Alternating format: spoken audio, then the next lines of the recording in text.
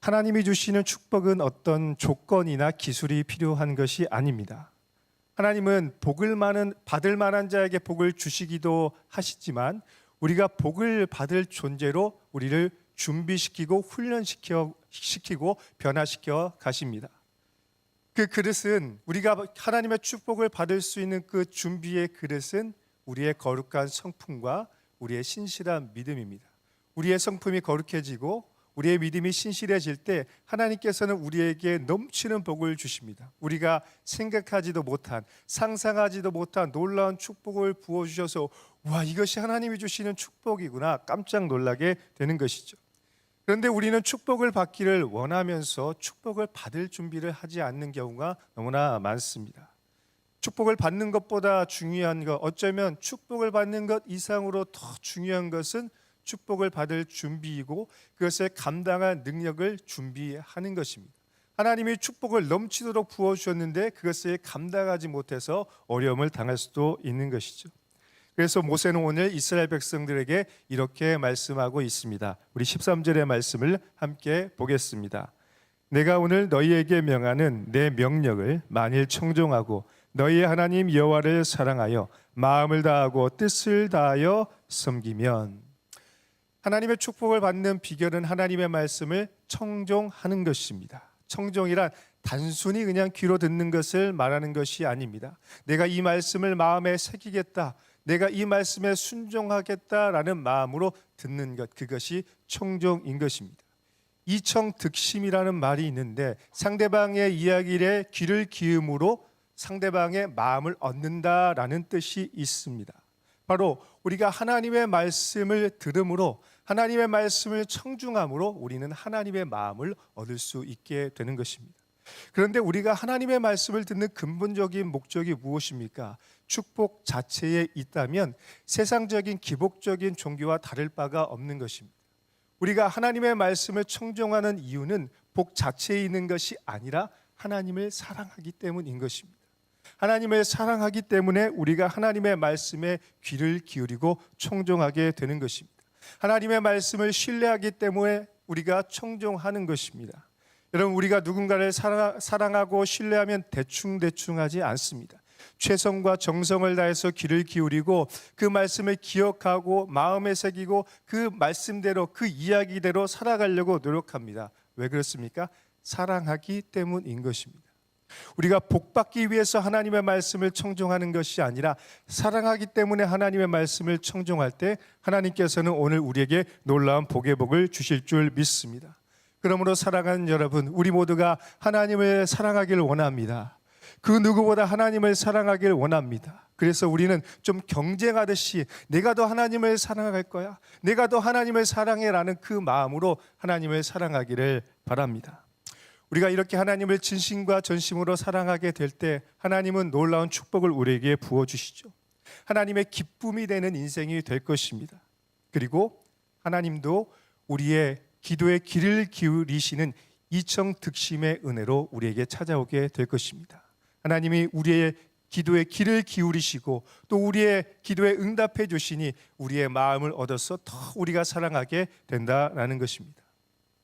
제가 성경을 묵상하고 일상 속에서 느끼는 하나님의 축복은 참 놀랍고 신비한 것 같습니다. 하나님은 우리가 생각하지 못하는 참 놀라운 축복을 주시는 것 같아요. 때로는 상상을 초월하고 생각하지도 못했던 복을 주시니까 깜짝깜짝 놀라게 될 때가 있습니다. 우리가 필요한 것을 너무나 잘 아시죠. 그리고 얼마나 정확한 타이밍에 그것을 우리에게 주시는지 하나님의 축복 때문에 감사하게 됩니다. 하나님은 우리에게 맞춤형의 은혜를 주십니다. 그렇죠? 그리고 하나님이 우리에게 주시는 축복은 이 카이로스의 정확한 타이밍에 주시는 축복입니다.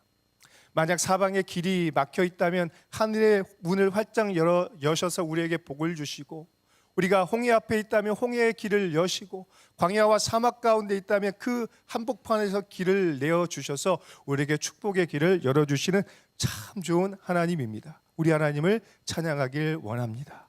우리 14절과 15절의 말씀을 함께 보겠습니다. 여호와께서 너희 땅에 이른 비 늦은 비를 적당한 때에 내리시리니 너희가 곡식과 포도주와 기름을 얻을 것이요 또 가축을 위하여 들에 풀이 나게 하시리니 내가 먹고 배부를 것이라. 이처럼 하나님이 주시는 축복은 위로부터 내려오는 축복입니다. 하늘의 축복입니다. 우리가 얻는 것이 아니라 하나님이 우리에게 선물로 주시는 위로부터 오는 축복입니다. 이른 비와 늦은 비와 같이 적당하고 꼭 필요한 타이밍에 주어지는 놀라운 축복인 것입니다. 그런 가나안의 농경 시스템은 애국과 달라서 이른 비로 파종을 시작하여서 늦은 비로 추수를 하게 되는 시스템입니다. 이른 비가 내려줘야 여름 동안 건조했던 땅이 촉촉해져서 씨를 뿌릴 수가 있죠. 그리고 늦은 비가 적당한 강수량과 적당한 때에 내려야 풍성하고 맛있는 그런 열매를 맺을 수가 있는 것입니다. 그래서 이른 비와 늦은 비의 정확한 타이밍이 없이는 하나님이 주시는 축복을 누릴 수가 없는 것입니다. 여러분, 이처럼 하나님의 축복은 하나님의 축복의 단비, 위로부터 부어주시는 그 은혜의 축복으로 살아가는 것입니다. 하나님이 복을 주시니까 풍성한 곡식의 열매를 맺죠. 포도주와 올리브 기름으로 풍성한 기쁨을 누립니다. 심지어 우리뿐만 아니라 하나님이 창조하신 동물들도 이 놀라운 축복의 수혜자가 되는 것입니다. 하나님이 들에 풀을 내게 하시니까 동물들이 사방을 다니면서 그 풀을 먹고 살찌우게 되고, 살찌운 그 가축 때문에 또 우리가 기쁨을 얻게 되는 것입니다. 여러분, 그래서 우리는 날마다 하늘의 은혜를 사모해야 합니다. 하나님의 축복의 단비를 기대하고 또 소망하면서 살아가야 합니다. 하나님께서 풍성히 부어주시는 이 축복의 단비 때문에 우리는 더 놀랍고 풍성한 축복과 기쁨을 누리게 될 줄 믿습니다. 하지만 하나님께서는 우리의 탐심과 욕심을 채워주는 분은 아닙니다. 하나님은 우리가 탐심을 부리고 욕심을 부릴 때 축복의 단비를 걷어가십니다. 풍성한 만나와 메추라기를 주시지만 우리가 탐욕하여 메추라기를 쌓으려고 할 때 하나님은 그것을 걷어가시게 됩니다. 왜냐하면 하나님은 우리에게 날마다 신선한 은혜를 주시기 원하기 때문이죠. 여러분, 우리가 우리의 자녀들에게, 우리 사랑하는 사람들에게 묵혀둔 음식을 주고 싶지 않지 않습니까? 물론 귀찮을 수도 있어요. 우리 자매님들 귀찮을 수도 있죠. 하지만 마음으로는 가장 좋고 가장 신선하고 최고의 재료로 요리를 만들어서 사랑하는 가족들에게 섬기고 싶은 마음이 있지 않습니까? 하나님도 그런 겁니다. 날마다 우리에게 가장 좋은 것을 주고 싶은 거예요. 그리고 날마다 일용할 은혜를 주시면서 우리와 교제하고 함께 동행하고 싶은 마음 때문에 우리의 탐심과 탐욕을 채우는 것이 아니라 신선한 은혜를 주시는 것입니다. 하나님은 우리가 세상적인 경제 논리에 따라 살아가기를 원하지 않습니다. 성경적인 섬김과 나눔의 그 경제 시스템으로 살아가기를 원합니다. 그래야 이 세상이 따뜻해지는 것입니다. 하나님은 고아와 과부와 나그네와 외국인까지라도 나누고 섬기라고 말씀을 했습니다. 세상의 경제 논리로는 그들을 섬길 수가 없습니다. 오직 성경적인 경제 시스템, 누리고 나누고 섬기는 원리를 통해서 우리 모두가 풍성한 삶을 살아갈 수 있는 것입니다. 저는 이런 점에서 우리 모두가 하나님의 은혜의 축복을 흘려보내는 축복의 통로가 되게 예수님의 이름으로 축원합니다. 이렇게 하나님이 주시는 복은 참 풍성하고 아름다운 복입니다. 우리에게 확실하게 약속되고 확실하게 받을 수 있는 복입니다. 그런데 반면에 하나님의 이 축복이 확실한 만큼 하나님의 징계와 저주도 확실하다라는 것을 잊지 말아야 할 것입니다. 구약 성경의 맥락에서 하나님의 구원은 크게 두 가지로 구분할 수 있습니다. 보이는 구원과 보이지 않는 구원이 있습니다. 보이지 않는 영적인 구원과 보이는 현실적인 문제의 구원이 있습니다. 그래서 우리가 어떻게 구원을 받느냐라고 생각했을 때 이스라엘 백성들은 하나님이 주시는 축복의 단비를 통해서 관계의 척도와 온도를 확인했습니다. 하나님 말씀에 순종할 때 하나님께서는 축복의 단비를 엄청 잘 풍성하게 부어주십니다. 그러면 어떤 결과가 나죠? 풍성한 열매를 맺게 되고 하나님이 주시는 축복의 기쁨을 누리게 되는 것입니다. 그래서 이스라엘 백성들은 하나님이 주시는 축복의 단비를 보면서 우리가 잘 살아가고 있구나라는 것을 생각했습니다. 그런데 하나님이 이 주시는 축복의 단비가 그치고 저주의 가뭄과 기근이 올 때가 있습니다. 그러면 그때 이스라엘 백성들이 생각하게 되는 거예요. 우리가 무엇인가 잘못했나? 근데 우리가 불순종하고 우상에 빠졌나라는 것들을 생각하는 시스템으로 만들어 주셨습니다. 왜 그랬을까요? 이스라엘 백성들이 영적으로 무지해서 우상을 숭배하고 세상을 사랑할 때마다 하나님께서 흔들어 깨워 주시는 겁니다. 그렇게 살면 안 돼. 우상을 숭배하면 안 돼. 세상을 사랑하면 안 돼. 라고 뒤흔들어 깨워 주시면서 하나님 앞에 나오게 하신 것입니다. 바로 그때가 회개하고 하나님께 돌아가야 하는 시간인 것이죠. 16절로 17절의 말씀 보겠습니다. 너희는 스스로 삼가라. 들었건대 마음에 미혹하여 돌이켜 다른 신들을 섬기며 그것에게 절함으로 여호와께서 너희에게 진노하사 하늘을 닫아 비를 내리지 아니하여 땅이 소산을 내지 않게 하심으로 너희가 여호와께서 주신 아름다운 땅에서 속히 멸망할까 하노라. 이처럼 이스라엘 백성들은 영적으로 무지해서 쉽게 미혹당했습니다. 복의 근원이신 하나님을 뒤로하고 바알과 아세라 우상을 숭배하며 마치 그것들이 복을 주는 것처럼 생각했습니다. 가나안의 풍요와 다산의 착각을 누릴 수 있다는 생각을 하게 된 것이죠. 그런데 여러분, 이 모습이 우리에게도 있지 않습니까? 마치 세상이 우리에게 복을 주는 것처럼 우리가 세상적인 경제 논리와 성공 법칙을 따라 살아가면 마치 우리가 복을 받을 수 있는 것처럼 착각해서 하나님을 뒤로하고 있지 않습니까?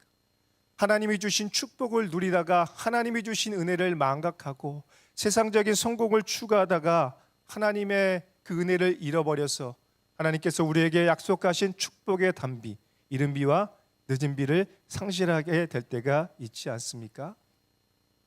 그런데 이 거두심과 가리심조차도 저는 하나님의 은혜라고 생각합니다. 하나님의 사랑과 은혜가 담겨 있는 것입니다. 비록 징계는 아프지만 이 징계는 가슴 아픈 축복이라고 생각합니다.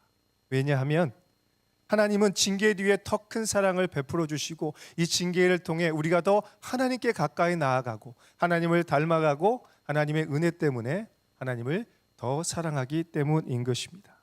사랑하는 여러분, 혹시 오늘 여러분 가운데 어떤 우상적인 요소들 그리고 나도 알지 못하는 우상을 섬기면서 세상적인 성공 법칙을 따라 살아가는 분들이 있습니까? 그렇다면 오늘 말씀과 성령의 검으로 그것을 과감하게 끊어버려야 합니다. 복의 근원이신 하나님만을 경외하며 하나님만을 사랑하고 그분을 섬겨야 할 것입니다. 왜 그렇습니까? 하나님의 축복이 확실한 것처럼 하나님의 징계도 확실하기 때문입니다. 우리가 우리의 생계를 좌지우지하는 직장 상사들과 세상의 권력자들의 말은 두려워하면서 우리의 생사화복을 주관하는 하나님의 말씀을 두려워하지 않는다면 그것은 어불성설일 것입니다. 우리의 구원자, 우리의 전능자, 창조주 되신 하나님만을 신뢰하며 나아가는 우리가 되길 원합니다. 그래서 오늘 모세는 이스라엘 백성들이 하나님의 말씀을 청종하고 순종하고 기억할 수 있는 효과적인 방법을 제시하고 있습니다. 그것이 무엇일까요? 우리 18절의 말씀을 함께 보겠습니다. 이러므로 너희는 나의 이 말을 너희의 마음과 뜻에 두고 또 그것을 너희의 손목에 메어 기호를 삼고 너희 미간에 붙여 표를 삼으며. 바로 말씀을 내면화하라라는 것입니다. 우리 삶과 우리의 사고의 중심인 마음의 하나님의 말씀을 각인시켜서 날마다 기억하라는 것입니다. 끊임없이 말씀을 읽고 묵상하는 내면화의 과정을 통해서 말씀이 내 세계관을 변화시키고 말씀이 내 삶의 중심이 될 수 있도록, 그래서 우리가 말씀을 사랑하는 말씀의 사람이 되라라는 것입니다. 하나님의 말씀을 우리 가슴에 새기는 바로 지상 대계명과 지상 대사명을 우리의 마음에 새겨서 그 말씀을 살아내는 말씀의 사람이 되라는 것입니다. 또한 말씀을 항상 가까이 하고 기억할 수 있는 장치를 마련하라고 했습니다. 사진을 보여주시면 사진에서 보는 것처럼 경건한 유대인들은 테필린, 바로 경문이라는 것을 만들었습니다. 양피지에 쉐마의 말씀을 적고 그것을 팔과 머리에 감아서 표와 기호로 삼았습니다. 이것은 말씀을 사랑하는 그들의 거룩한 의지가 담겨 있는 것입니다. 항상 말씀을 기억하고 말씀대로 살아가고 말씀을 가까이 하고 싶은 유대인들의 거룩한 열심의 모습이 담겨 있는 것입니다. 비록 나중에 이들은 외식하는 길로 빠지게 되었지만 이들의 경건한 열심, 하나님의 말씀을 사랑하는 마음은 우리가 본받아야 할 것입니다. 우리 역시 날마다 말씀을 내면화하며 말씀을 붙잡고 살아가는 결단이 있기를 바랍니다. 마지막으로 축복의 비밀을 세대 계승하여 전수하는 삶을 살아야 할 것입니다. 19절로 20절의 말씀 함께 보겠습니다. 또 그것을 너희의 자녀에게 가르치며 집에 앉아 있을 때에든지 길을 갈 때에든지 누워 있을 때에든지 일어날 때에든지 이 말씀을 강론하고 또 내 집 문설주와 바깥문에 기록하라. 이 말씀과 같이 모든 순간을 기회로 삼아서 하나님의 말씀을 가르쳐야 할 것입니다. 왜냐하면 하나님의 말씀은 나만 간직하는 보물지도가 아니라 함께 나누어야 되는 생명과 축복의 지도이기 때문입니다. 그래서 우리는 이 하나님의 축복의 비밀을 사랑하는 우리 자녀들과 우리 사랑하는 가족들에게 전해야 할 것입니다. 제가 이 말씀에 은혜 받아가지고 때와 상황과 모든 순간마다 우리 아이들에게 말씀을 가르치다가 큰 어려움에 빠졌습니다. 아빠는 모든 순간이 설교인 것 같아. 모든 순간 설교를 하고 있어. 왜 그럴까요? 지혜가 부족해서 그런 거예요. 항상 모든 순간 상황과 때와 장소에 맞게 가르쳐야 되지만 지혜롭게 가르쳐야 할 것입니다. 신뢰관계를 쌓고 사랑의 마음을 담아서 서로 사랑하는 관계 속에서 이 말씀을 항상 가르치려고 노력할 때 그 말씀이 진심으로 다가가게 될 것입니다. 그래서 우리는 이 말씀을 항상 기억할 수 있도록 지혜로운 방법을 고안할 뿐만 아니라 또 항상 이 말씀을 기억할 수 있는 어떤 장치를 마련해야 할 것입니다. 사진의 자료를 보시면 유대인들은 집 문설주와 문에 매주자라는 것을 붙여 놓았습니다. 그래서 집에 들어가고 나올 때마다 매주자에 손을 대고 기도하는 경건한 습관이 있었습니다. 하나님을 기억하고 하나님의 임재를 초대하며 하나님의 보호하심을 간구했던 그들의 간절한 기도가 있었습니다. 사랑하는 여러분, 하나님께서는 오늘 우리에게 놀라운 복을 약속하셨습니다. 그래서 우리는 항상 그 약속을 기억하면서 들어가면서도 나가면서도 항상 하나님의 말씀을 기억하고 우리에게 축복을 주시는 하나님을 찬양하며 축복받을 만한 삶을 살아가야 할 것입니다. 하나님께서 주시는 축복이 오늘 여러분 모두에게 임하길 예수님의 이름으로 축원합니다. 우리 마지막으로 21절 볼까요? 그리하면 여호와께서 너희 조상들에게 주리라고 맹세하신 땅에서 너희의 날과 너희의 자녀의 날이 많아서 하늘이 땅을 덮는 날과 같으리라. 아멘. 하나님의 축복은 이와 같이 우리와 우리 자녀들에게 흘러가는 세대계생하는 천대까지 베풀어주는 놀라운 축복입니다. 하늘이 땅을 덮음과 같이 하늘의 은혜와 질성이 땅을 덮게 되는 축복이 우리에게 임하게 될 것입니다. 하늘이 이른 비와 늦은 비의 축복을 주는 것처럼 아주 적당한 맞춤형의 은혜가 우리에게 주어지게 될 것입니다. 하늘이 땅을 덮는 날과 같이 하늘의 은혜가 우리의 삶의 터전을 덮어서 하나님의 축복 때문에 우리는 감사 찬양하며 하나님께 영광을 올려드리는 삶을 살게 될 것입니다. 사랑하는 여러분, 오늘 우리 모두가 이 하나님이 부어주시는 놀라운 축복의 주인공이 되길 예수님의 이름으로 축원합니다. 이 축복의 비밀을 깨닫고 이 넘치는 축복을 누리며 나누는 축복된 인생이 되길 소망합니다. 어떻게 해요? 하나님의 말씀을 사랑하고 하나님의 말씀에 청종하며 하나님의 말씀에 순종하고 하나님의 뜻대로 살아가기 위해 고군분투하는 우리의 삶 가운데 하나님이 복의 복을 더하여 주실 것입니다. 오늘 여러분 모두가 이 축복을 담는 거룩한 믿음의 그릇이 가득하기를 넓어지기를 예수님의 이름으로 축원합니다. 함께 기도하시겠습니다.